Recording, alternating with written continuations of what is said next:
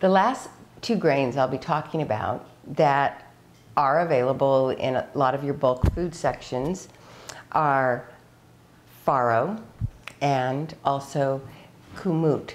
They're both related to the wheat family, so they're not gluten-free. However, they are GMO-free, which is also a very nice thing. Kamut is considered an ancient grain. When you hear the term ancient grain, it means that very little has been done to it. So here we have a cup of dried kamut, and when you cook it, you can see it doesn't grow as much as some of the other grains. It's a lot heavier grain. And here again, I would recommend soaking it in a cup of water, and all that water will absorb, and then when you go to cook it in the rice cooker, add your 2 cups of liquid. Now farro, an Italian, it's typically known as an Italian grain, is a lot lighter, and I think it's a little bit chewier than some of the other grains. And we're going to be using farro in this next recipe, which is a Mediterranean grain recipe. The 2 cups of liquid, you can see how much the farro grows in size. It expands quite a bit. So in this next recipe, we're going to make a Mediterranean farro dish. And so I'm going to start with some farro. And what I'll do is mix in a little bit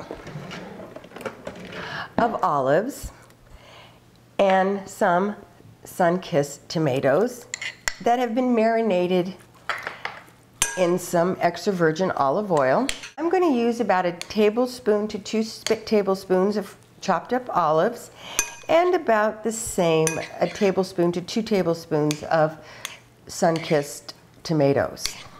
And mix those up nicely and set that aside.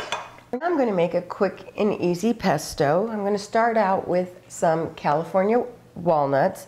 I know most people like to use pine nuts, but for this recipe, the walnuts are perfect. I'll put about 2 tablespoons of crushed garlic. I love garlic.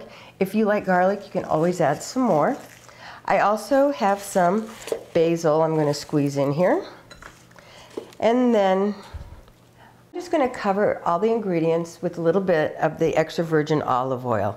It comes out to be about a half of a cup. Put it in my magic bullet, start that up.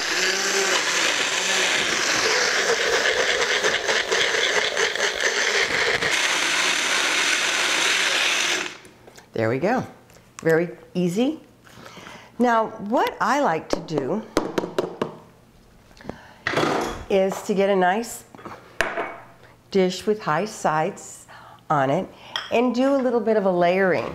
So I'm going to start with the grains where I've mixed some of the sun-kissed tomatoes and some olive, a little bit of the oil from the sun-kissed tomatoes, and put that on the bottom layer.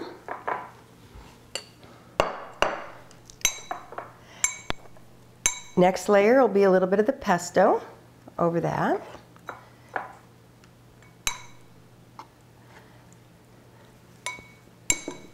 So you can kind of see it on the edges. Make sure you go all the way to the end. Visuals, a lot of the eating. Then we're going to do some more of the whole grains, almost like a little parfait here. Then one of my favorite California cheese is the Laura Chervil cheese. Oh, it's such a nice, soft, creamy cheese. So we're going to use some of the Laurel cream cheese and put a layer in that. Okay, now we're going to dollop the cheese around the top.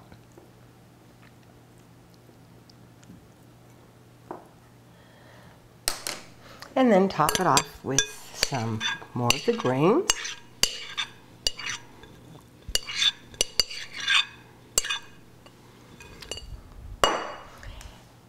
And than the pesto. Then when you go to serve it, you'll get a little bit of all the layers, and all those flavors will come together for a very nice Mediterranean feel for it. There you have it, a quick, easy dish using farro as your whole grains.